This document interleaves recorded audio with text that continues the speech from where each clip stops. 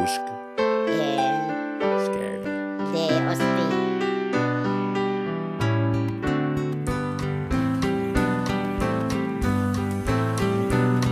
Jeg er Kaj. Jeg er Andrea. Jeg er Frø. Og jeg er fugl. Jeg kan svømme. Jeg kan flyve. Vi kan begge lege skjul.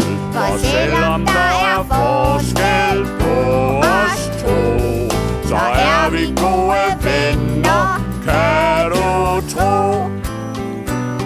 Jeg har forben. Jeg har vinger. Jeg har mund. Og jeg har næb. Hvis vi spiser sure æbler, får vi begge mavekneb.